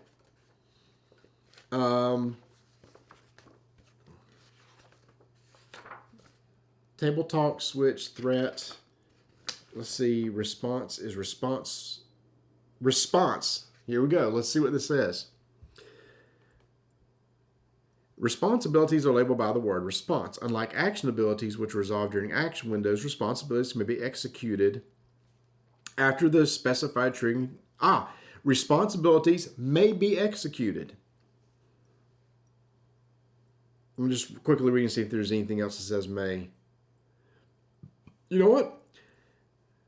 Unlike action abilities, which resolve during action windows, response abilities may be executed after the specified triggering condition occurs. Well, then I think that pretty much answers it. The triggering condition is he's enter play. I may, I will not. Ta-da! Thank you, FFG. They have really, really gotten good at their rules references. At really, I don't know if this has been updated. If they've taken all the errata that happened over the years and put it in here. It'd be interesting to do like a document compare between the two. A lot of people, I'm just curious to the chat, do y'all like the FFG ways of rules of a learn to play and a rules reference? I know some people that do not. They just want one rule book and they can't stand going to learn to play only to find out, there's a particular rule that I actually need to know in the rules to reference. I don't mind it. I usually read both anyway, but I think for those who maybe don't play a lot of games, especially like this, with a timing rule like that doesn't need to be in Learn to Play, right? So you just need to know that if you need to go look it up, you can. Is there a guy mowing his yard? There is a neighbor out here who has his lawnmower out. It is, January 30th. I can't tell if he's using his mower to blow off leaves. I think he has a leaf blower. If he starts cutting his grass, it's going to be hilarious because grass doesn't need to be cut. But hey, let's see. I like the two rule books. I like it, but I have a good friend that hates it with the fiery passion. Mac, what's the reason that they hate it with the fiery passion? Just out of curiosity. All right, y'all. So I've paid 3. It is very on brand. Let's see. Let's continue here. We're going to move to the planning. Okay, done the planning phase, quest phase. Let's commit some characters here. Well, Aragorn always, because he's 4 and he has a resource to stand back up. So he's 4 for sure. We'll use this guy for blocking. 4.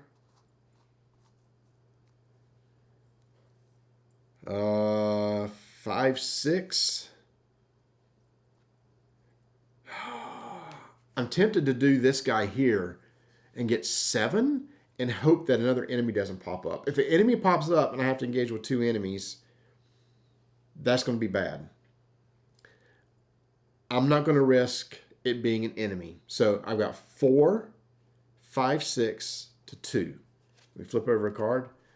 Good thing I didn't, because I would have to engage that enemy. Now he's a 3. So I get 2 tokens. I was at 7, right? He puts 2 on here. I still haven't got any on this main quest yet. It's not good. Let's see. He doesn't like the flipping between the 2 books and not having the reference book organized by how the game plays. I'm okay with that. This one isn't.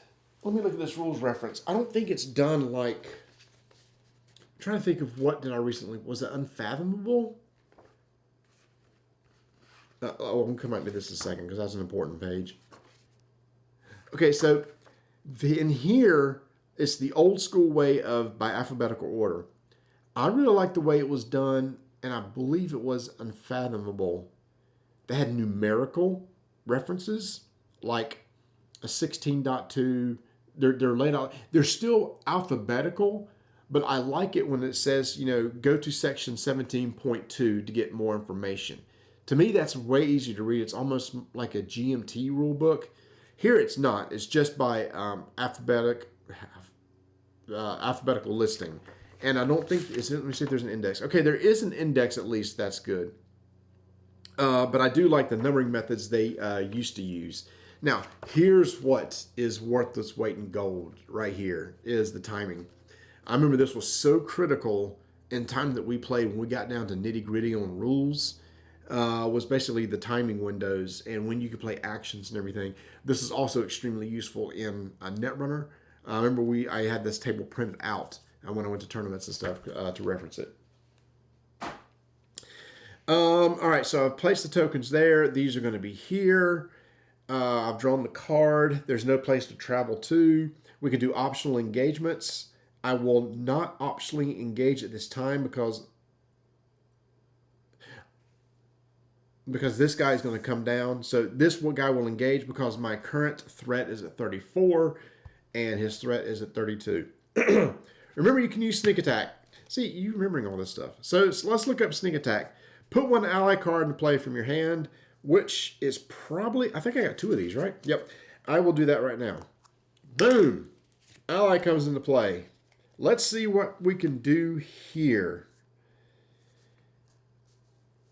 All right. So I must block with 2. This guy is going to get an additional shadow card. So, sorry, dude. You have to suck it up right there. Oh, I did not do this card. When revealed, each character currently committed to a quest gets -1 quest until the end of this quest. Oh, there was only 1 that was committed because he had stood up. So it's -1. Read the cards when they come out, Marty. So let's see. Let him soak it up, right? Will he live? He will not live. Shoot.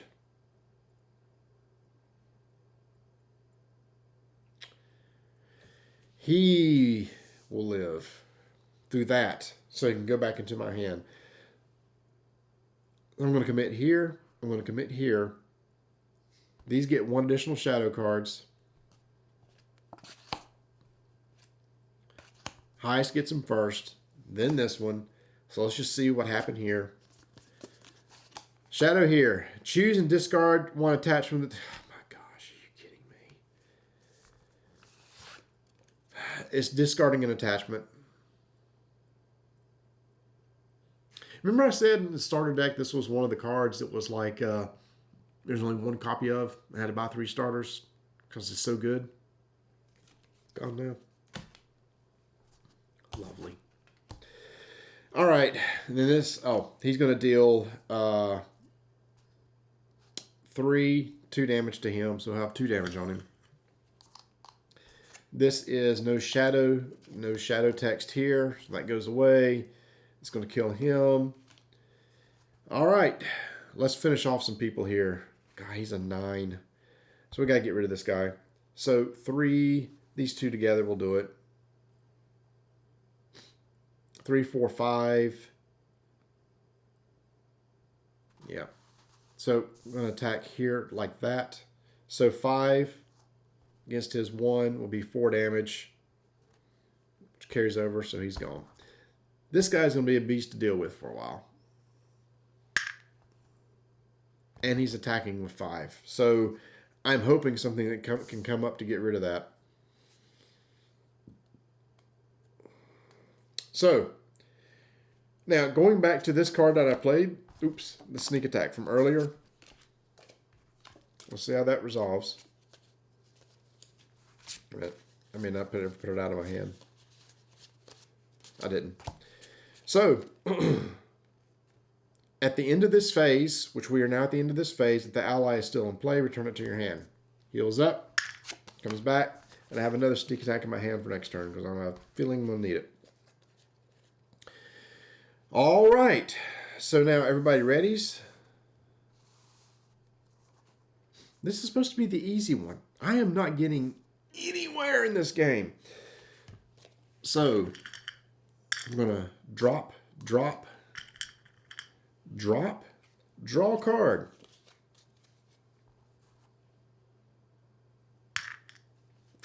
All right. After this character enters, deal 1 damage to each orc enemy in play. That'd be good. That's a good event. Another sneak attack. Ready all. Yeah, solo is tough. And maybe I should have played a different starter. And then this expensive guy again. So, oh boy. I feel like I need to keep these resources in play. So I'm not going to play anything. So let's go questing again. Oh, I forgot to increase this by 1. So I know this guy will be coming down. Going questing for sure here. 1, stand up. So he's giving me a 2.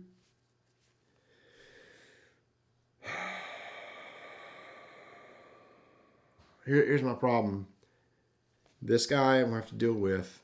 I don't know if I want to commit anybody else. I got the sneak attack so I can get out the other guy.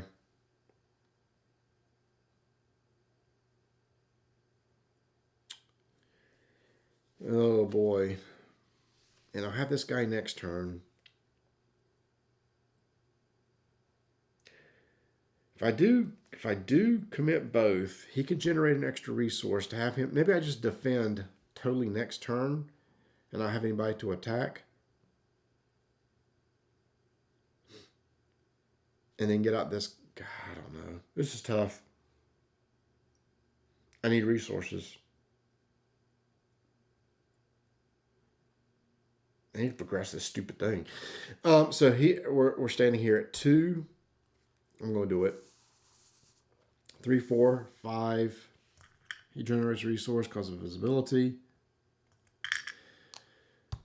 We're at 2. 3. So 2 goes on here. So this goes away. During travel phase, I am going to travel here. I can ready 1 character you control. Fantastic timing. Deal this guy. This guy's going to come down. Let's do sneak attack for the combat phase.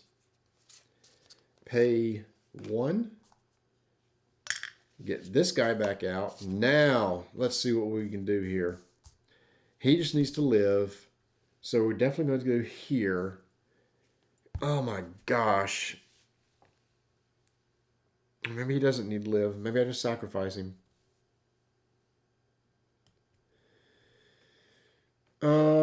Is it possible to play solo with multiple decks? Yes. It is possible to play 2-handed solo decks. It sure is, 100%. And it probably even better success that way. I don't know that there's necessarily a lot to manage, but 2 decks is for sure possible. Trying to decide, chat, how do you think I should assign these defenders? Should I put the guy with the 5 over here, knowing he's going to be dead and he's going to be gone, just so I haven't got to give any of my heroes that?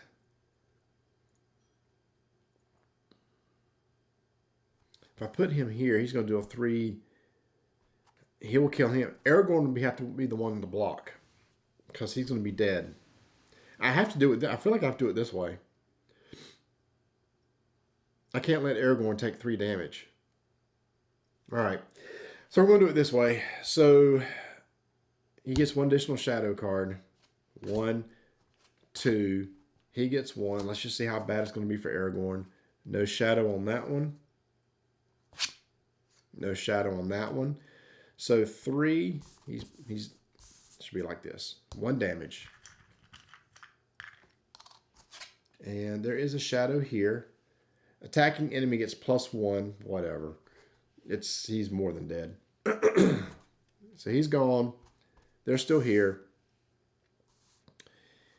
I feel like I've got... Oh, boy.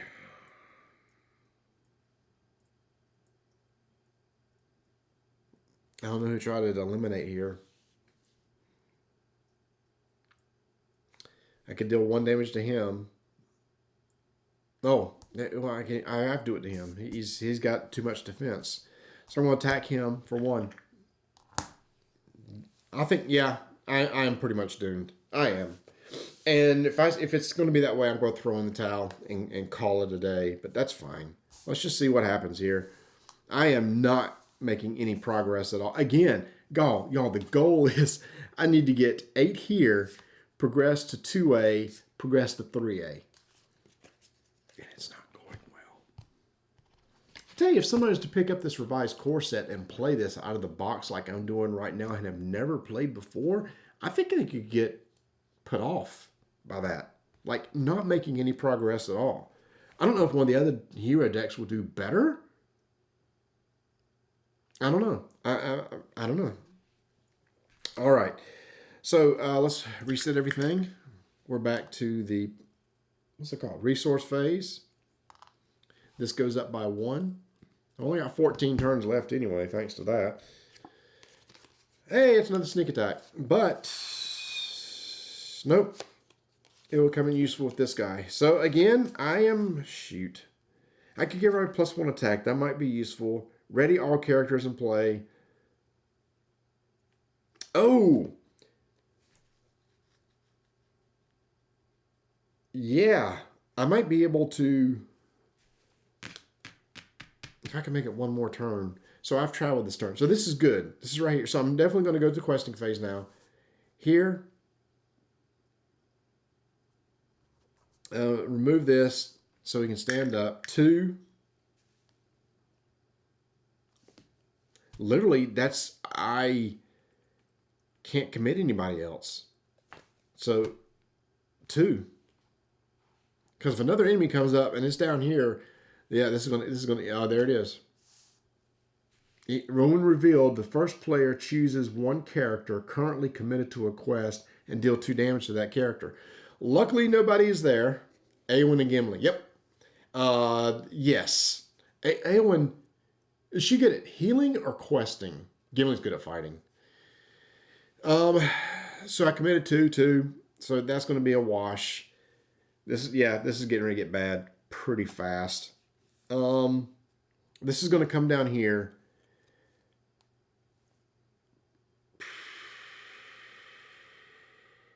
He takes 1 hit. He's gone.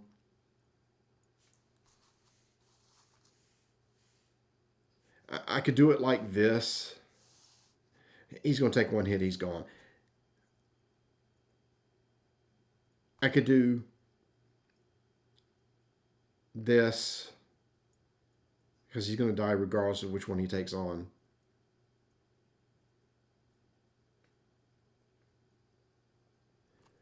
I could soak up the damage here and then do this. And he'll take 2. Yeah, let me just show you how this is going to work. I'm not going to sit here a lot of time and map this out because I just don't think it's a good scenario. Regardless, I could do this and keep him alive for 1 more round. I could do it this way. So if I do it this way, this guy's dead. Well, hold on. Let me go through this junk. So he gets. Where's the one with the 2? This guy gets 2 off the top. And you go in order, and 32 gets it, and then 10. Let's just see what happens here with Aragorn. Oh, Shadow. Defending player must choose and discard one attachment. Well, you've already hit me enough with that. And there's no shadow on that one. By the way, we haven't gone through this. If this was to come out during during the questing phase when I'm pulling new stuff from the encounter, if it was a treachery, it's immediately resolved and goes away. Notice this doesn't have. It's like an event card for the enemies, where it just resolves and goes away. Treachery is still used in Arkham and Marvel. It's the same sort of concept. All right, so he's done this. He's exhausted. So he's going to do 3 to here. So this is going to be 1. We'll just resolve this and just go right down the line. There's no shadow there. 2 to 1. So 1 here. And then this is gone. Then shadow. There is a shadow here. Defending player must choose and exhaust one character they control. Well, I can't. Does it have a result if I can't? 2 characters instead. If this is nope. Well, I can't do it. Yeah, he's going to deal 5 damage to his 1, so 4 damage total. So all these resources are gone. I could have snuck attack and got a guy out, but I don't think it matters. So this is gone. And then these guys will stand up. And honestly, at this point, with losing a hero, you probably really want to reset. And as it's been said in the chat, this game is this would go up by 1. Let me just see what my next card draw would be. Well, I mean, that's good, but I almost really couldn't afford to commit anybody to quest anymore. You know, if I commit anybody to quest and more monsters come out, it's gonna roll up really, really fast. So I'm just gonna call it there and say that the game won. It beat me. And Lord of the Rings was never an easy game. The thing about this game compared to Arkham, one issue I had was when you played through scenarios in a campaign, you had to successfully beat the scenario in order to progress. Arkham did away with that with their resolution type mechanic. And if you haven't played that game, this is how that works. You play through a scenario, and whatever result happens at the end, you look at the resolution for that scenario, and you go, like, for example, if you got out, read resolution 1. If you didn't kill this particular thing, read resolution 2. It could be something bad that happens to you, but you're done with it. You don't play it again. And it's made that way because you don't get to tweak your deck between sessions unless you have XP to modify your deck. This game, it was meant to, if I build a deck and it did not work at all against this particular scenario, I take it back and I start, I tweak it and start modifying it to try to customize it to that scenario that I'm getting ready to play. So you very much made your deck for the scenario that you were playing. Whereas in Arkham, it's more along the lines of I'm playing a story. This is the character I'm coming in with, and he's going to try to go all the way through and hopefully survive the entire time. Marvel is more along the way of Lord of the Rings in that you must successfully defeat the villain before you can move on. So, for example, I'm playing the campaign right now, the Guardians of the Galaxy campaign, whatever it's called. We're on the last boss, and we haven't beat it yet. And we continue until it's over, right? Now, we could tweak our deck if we want. You're supposed to tweak your deck? I can't remember.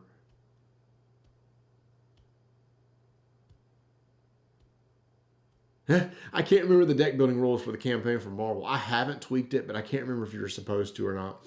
I know in that game that you can add other cards in there. You get XP that you can add other cards. I need to go look. If the chat knows, if you can remember on Marvel, if you can modify your deck. I typically don't really tweak it once I get into it, but I can't remember whether I could or not. Anyway, in this game, it was meant to be that way. In Arkham, that's not. That's one thing that I liked. So here's a question for you. This is very much a phase game. Remember? I said this at the very beginning of the chat. You got 7 phases that you're playing through, from resource, planning, quest, etc. Arkham and Marvel are more open-ended, meaning there are phases of the game. For Arkham, there's your mythos at the very beginning where everybody's dealt an encounter card, but when it goes to the investigator phase, you can go in any order that you want. You've got 3 actions you can take. You can attack, you can investigate, you can move. It's more open-ended. Marvel's less that way because thematically it's not really there. It's literally you play cards on your turn. You might be doing attack. You might be doing some. It's more open-ended than this is. You can do some attacks and do some scheming, and then it goes to the enemy phase. You have to defend against those attacks. Here, it's like, okay, you're questing, all right? This is the point where if you want somebody to quest, they quest now. And unless you have some way to get them ready again, they're not going to do you any good the rest of this round. Encounter phase. All right, now things are going to come to you. Okay, combat phase. They're going to attack you first. Do you want to defend? By the way, if you defend, if you have no other way to unexhaust, he's not going to be able to do anything else. That character's not going to be able to do anything else. Finally, okay, you have anybody that didn't quest or didn't defend, now you can use those to attack. It's very much regimented. It's like, I'm going to use this character for this, or I'm going to use this character for this. Whereas in Arkham, it's more like, well, this time I'm going to use this guy to try to get a clue, but maybe next round I'm going to try to attack. He's not built for one certain thing, and I can change my mind in the course of the round. It's not like, well, now I need to either commit to investigating now and I'll attack later sort of deal. So, I don't know. I talked to Tony about this, and he said he actually likes the phased, and I think I like the more the open-ended. So let me look at this. Marvel, I thought you picked an aspect and hero, mix those two together. That's exactly how you deck build. What I can't remember is during a campaign is if I can modify the deck. I can't remember whether I can take cards of a certain aspect out and swap them around. I think we can. In fact, I'm almost positive we can because I think we've done it before. It came in at the end. Well, you got any questions? It was basically an hour and a half of getting destroyed by the game. I didn't progress at all. Again, I got to get progress tokens on these quest cards right here. Not one was put on there.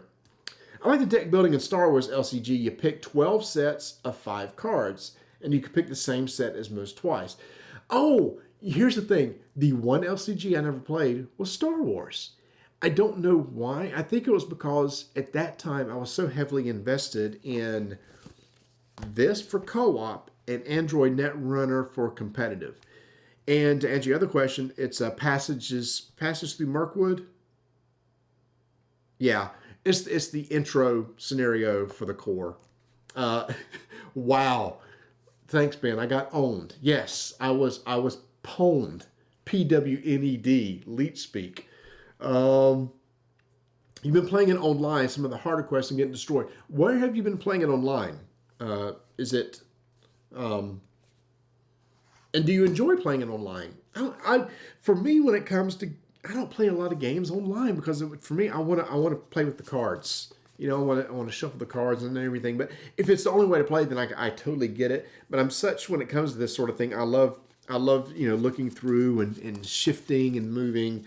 That's just me. Probably most people prefer playing physically as opposed to remotely. But I'm glad that remote is an option. That's really cool. I'll go check that site out. Is it supported or is it just like a fan run site? What's interesting that they remember they bought. You remember FFG bought that big online card database? I can't. I used it all the time. I can't remember. And whatever happened to that? Is that site even still around? When I do deck building now for FFG games, excuse me, I don't know if I even got away from the mic far enough. Anyway, sorry. I use like ArkhamDB.com, MarvelDB.com. I think that's what it's called. They're fan-made sites. But we ditched DTS. Yeah, got it. RingsDB is used. That's it. I couldn't think. I knew, and I think it's the same people behind it that runs it because their UI is very similar. I love that site. I think it's so well done with sharing decks and tracking your stats. And I know for the phones, there's like an ArkhamDB app where you can, as you play, you can enter in and sync it up. And it stores the results. But what's nice about the Arkham is that you can go read the scenario, and at the end it tells you this is how much XP you got based on resolution and stuff. So it tracks all that. Cards DB. Yeah, the Arkham DB is way better. In fact, but even before FFG bought that other site, I kind of left them aside. I thought it was too busy. I just like this other one.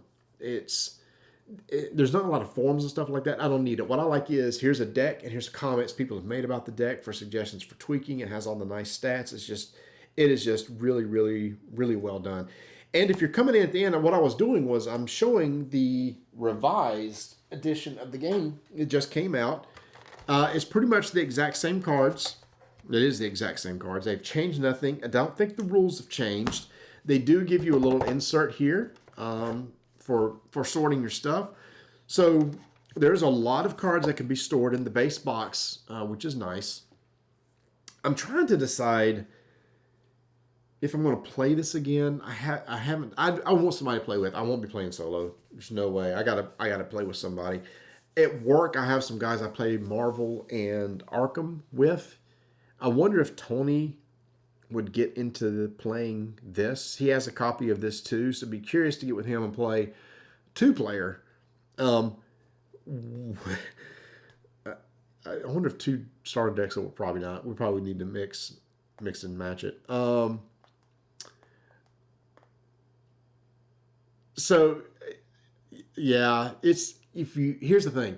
If you have the original set, you don't need this at all.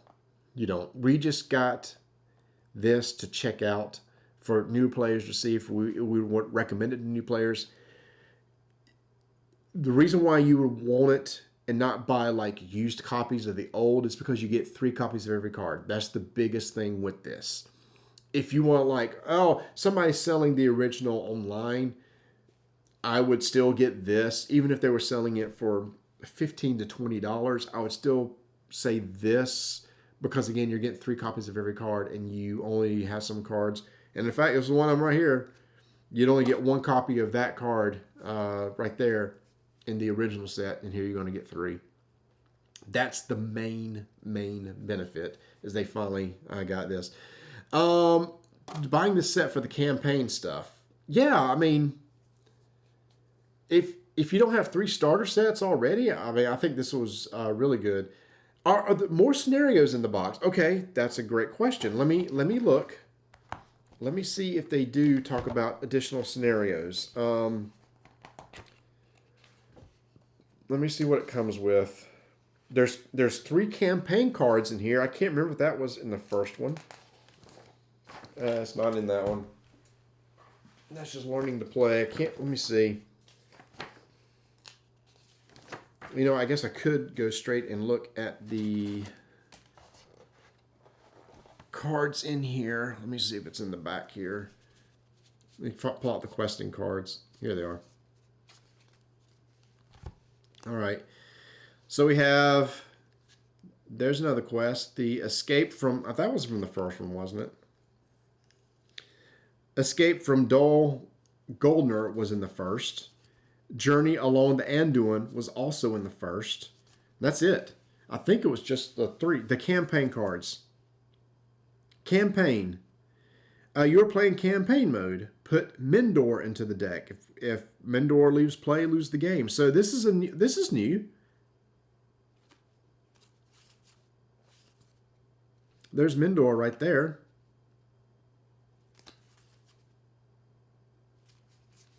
Let me see if it says what campaign is. Hold on. See that be in the learn to play. Maybe. Here we go. Campaign mode. Campaign mode. An exciting alternative way to play that combines all the scenarios from the core set into an epic adventure. To play the campaign mode, the players... sorry. To play the campaign mode, the players play through each scenario in order. Players only advance to the scenario after they defeated the current scenario. If the players lose the scenario, there's no penalty. They must play it again and defeat it before they can advance. And then there's a campaign log that they have back here in the back, which is featured there for tracking. So that's very much like Arkham Horror has campaign logs, and so does Marvel. During the campaign, the results are put down. While playing campaign mode, players record the names on the track their stuff. There's additional. Okay, the campaign cards. The campaign card is a card type that serves to place a scenario within a larger campaign.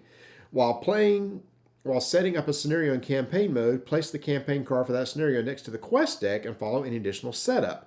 After defeating the scenario, follow the resolution. So I guess the idea is to pull everything together. There's boons. Boons are player cards that must be earned by playing through a scenario in campaign.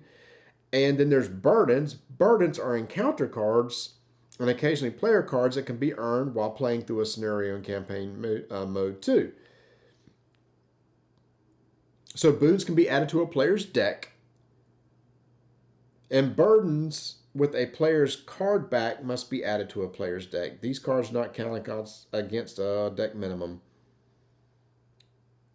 So that's it. So it does include, let me see, where's those cards again? So there's this campaign concept, and there's resolutions on the back. So if after you finish it, there's that one character you put in. There's burdens, so bad things, I guess, that come in. Where's the boons? The boons must be somewhere else, I guess, which I guess are beneficial to play. So that's what campaign. So they have added something in here. I'm just seeing if I happen to see a boon.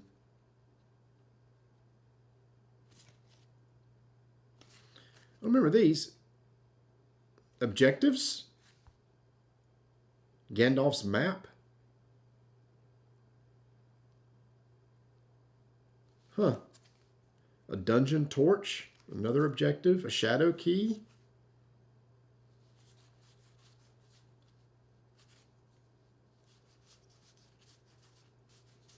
So I guess that they have added a new method to play.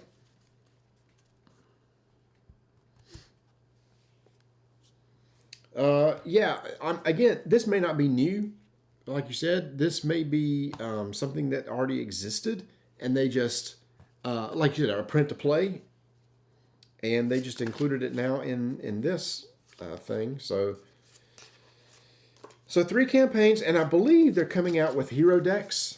Which is nice because you remember in the original way you bought it. You bought and it was combined everything with the scenarios and heroes, like Arkham still is. And what else? Oh, the yeah. So I know I've seen hero decks, and I assume there'll be scenario decks too. So that's the nice thing is maybe they'll release some old scenarios and pre-built hero decks, which I think is really the cool way to go. So if you buy the base set, or maybe you didn't buy a lot of them early on, you can want to play some other characters. I know on Miniature Market, I saw some of them pre-order. Fantasy Flight has them for sure on pre-order on their site. They did not keep the extended art cards, but I will say that I do like the art in this game. The art has always been top-notch to me, just so well done. So, wow. If you've got any other questions, let me know. Again, as I get ready to wrap up, I thank everybody who's been tuning in. If you're not following, please give a follow. And if you enjoyed this, let me know, and I could do some more things like this. If you ever want me to play through any other, especially the LCGs, which I know pretty well. I think Marvel and stuff, Arkham, people may know pretty well. But I pulled this one out just because it's one of those that hadn't been around for a while. And I thought maybe people want to see it. Here's the thing. There's always one thing I wanted to do. You know, the Saga expansions came out for this game to where there's like 3 per movie, 3 per book. Like there was 3 for Fellowship of the Ring, 3 for Two Towers, 3 for Return of the King. And I have them all still in cellophane, still wrapped, because my goal was to, like, I had this idea of like, oh, I'd love to get with 3 other people, go off for like a weekend at the mountains or something, and just over 3 days try to play. There's no way we get through all those. To play through maybe 1 book and try to play through that campaign like that. I know people that done it. They said it's a fantastic experience. But it's one of those things that I know that you can't progress until you actually successfully complete the campaign or the scenario. Unlike Arkham, is you're going to play the scenario once, and whatever the resolution is, you just got to live with it the rest of the way. So that may be hard to plan, but I would love to do that. Ben, I would love to do that sometime. I think that would be so cool just to get a cabin or room somewhere. It's like, all right, guys, or whoever's there, we're just going to sit down and four of us, let's do it. Fellowship of the Ring, let's play. I think that'd be so much fun. And help each other tweak their decks, try to get through it. Again, probably getting through all nine of those boxes probably tough to do because I bet each one probably has 3 scenarios, maybe. Yeah, so getting through all of them probably be impossible, but that would be fun. I have all but Mountain of Fire. Look for it. I think that was what I needed. I actually put it on a last year. I put it on my Secret Squirrel list because Amazon had it, but they didn't get it for me. And when they didn't get it, I went ahead and ordered it. I can't remember if it was that one though. It was one that I was missing. And I went ahead and ordered it just in case it wasn't going to be hard. It was going to be hard to find. And it wasn't, it was regular price. It wasn't too expensive or anything like that. So they're still out there. And to be honest with you, I think that would be a good way for the re-release of this game because they're self-contained. It's like, well, here, you could just, here's the scenario, play through it. Here's some hero decks if you want to buy those too. So that's really cool. So anyway, thanks everybody for watching. Come join our Discord channel. Please follow. If you want to subscribe, you want to have a Prime subscription lying around and you're not using it, I would very much appreciate it. And if anybody's going to be watching football later, go for whatever team you're pulling for. I'm just going to try to enjoy the 2 games if you're into that. And I hope everybody has an amazing Sunday. And we have a new episode coming out on Tuesday. This coming Tuesday, we're covering Corrosion. I'm covering a solo 5-minute initiative of Mini Rogue. And we're going to be highlighting our virtual RDTN con. That was a big success. Thanks for our buddy Ben, who's sitting here right now. So make sure to tune in that episode coming out this Tuesday. Y'all have an amazing day. We'll see you later.